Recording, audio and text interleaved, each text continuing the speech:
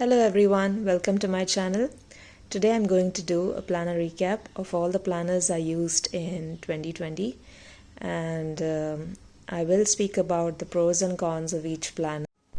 The first planner that I used was a planner that I got from YesStyle, and it is one of the cheapest planners amongst the other ones that I'm going to show later. This was a trial planner. I wanted to see whether it was worth investing in planning later, so I knew that I would drop this after some point if I ended up liking planning, or if I did not as well. Now this one is, I would say, good for newbies because it is quite cheap, like I said, and of course it is quite lightweight, so easy to carry. I also got free tabs as well as circle stickers with this planner, so you do not have to buy anything separately as well. And as you can see, there is a plastic cover on top of it, so in case something falls on it, your planner is still going to be safe. I have shown you my planners as they are with all its mess up, okay, because I wanted you to understand that how bad it can get in a year.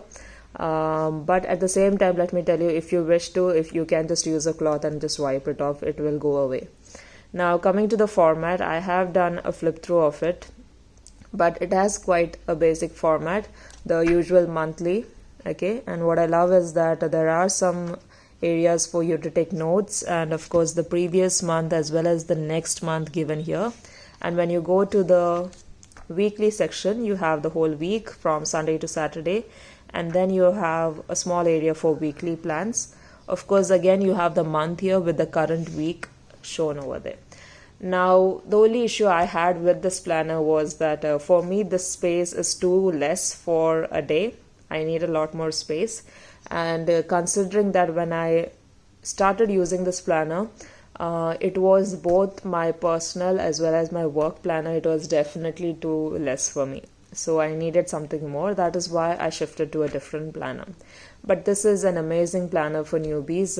You have some notes pages at the back as well, and of course a page for contact information, and the usual annual or yearly plan at the beginning of the planner as well. Now the second planner that I used is an AC softbound vertical. Not my favorite choice of color here, but that was the only option available at that point of time. Now what I love about this planner is, one, no matter how roughly I used it, it did not get messed up beyond a point. It looks still great, to me at least, because I use it quite roughly. And when it comes to cons, as you can see, there are no tabs available, so I had to add tabs, but these are the easy tabs, so you can get them on their site. As you know, this is a vertical planner. What I love is that you can see the entire week in one spread.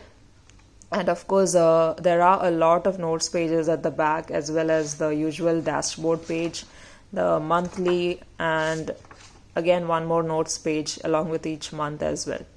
Now while I use this planner, I feel that I used it pretty well for around 6 months, where then I started to drop this planner.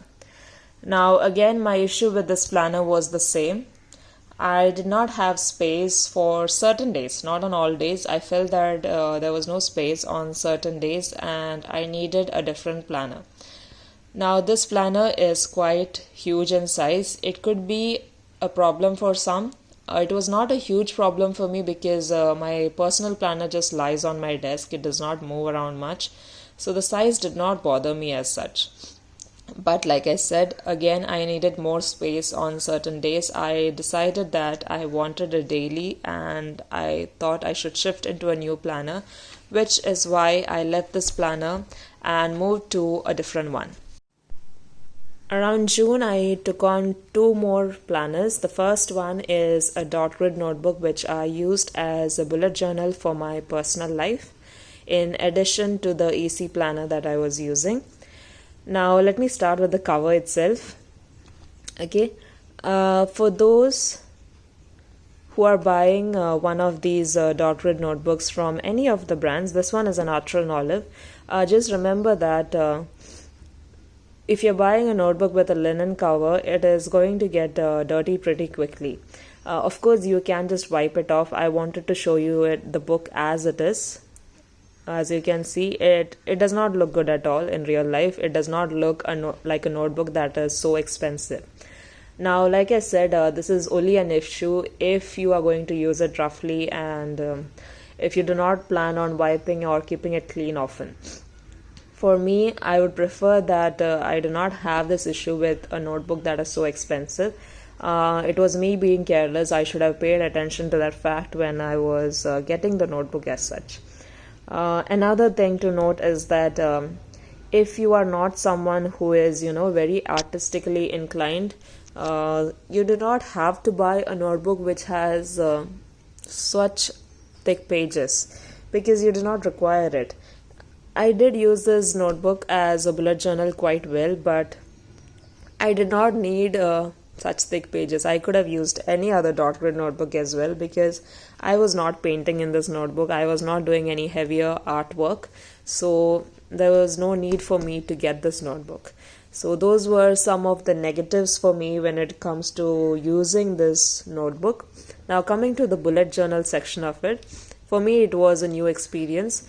I was not creatively inclined at all, so for me to come up with spreads was very difficult, especially since I took on a black bullet journal for the first time, as you can see.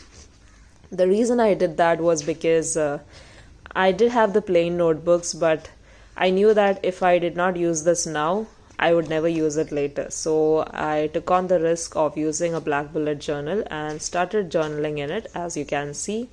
Of course, there were a lot of issues, but I think I did pretty decent considering the fact that I really don't have any artistic talent at all. And as you can see, I have tried my best to make some spreads, but of course they are pretty simple. Like I said, I cannot draw or have any other talents as such. For me, it is more of simple styles. But it worked out for me pretty well in the first 5 months that I used it. But somewhere along the way, I ended up dropping it, and that was my fault, simply because I ended up spending too much time on preparing the spreads rather than actually following through with the plans. And another reason was because I was trying to use the EC Life Planner as well as this one together. At which point I realized that I am not a multiple planner person, at least not in this year, and it did not work out much for me. As you can see, my spreads ended up more bare. I started not writing on some spreads, just giving too less space for some spreads. At this point, I was not using it at all. I was just writing it for the sake of writing it. I was not actually following it. And I ended up dropping this bullet journal by around November, I would say. Around November, I think I did not use it at all. So this is my bullet journal. I loved it while I had it, but I'm clearly not a multiple planner person, and this bullet journal definitely did not work out for me after November of this year. And in fact, I completely stopped planning my life after November of this year because it was becoming too much for me. All the planners, I realized that I could not manage all of them at the same time. This is the last planner I have to show you. This is an EC softbound focus planner in horizontal. Of course, all their focus planners are horizontal. This is the next planner that I started using in June as my work planner. And I am in love with this planner. I would recommend it to anyone who wants to use it. Now, this could be your personal planner as well. For me, it is my work planner. As you can see, it has 2 ribbon bookmarks and such a minimal style. If you know that all the spreads are horizontal, let me open one. Yes. So these are the horizontal spreads that you can see over here. I have a detailed flip through of this in another video. You can check that out. Now, as you can see, this is what I love about this planner. It is quite minimal. It suits well for my work. I have added a pocket, a large easy pocket at the end, and also a pen loop. This is just perfect. I do not know how to explain it. The dashboard, the spreads just work for me for my workspace. And since I started this in June, it will go up to next May. And I have no plans of dropping this planner. It is working great for me.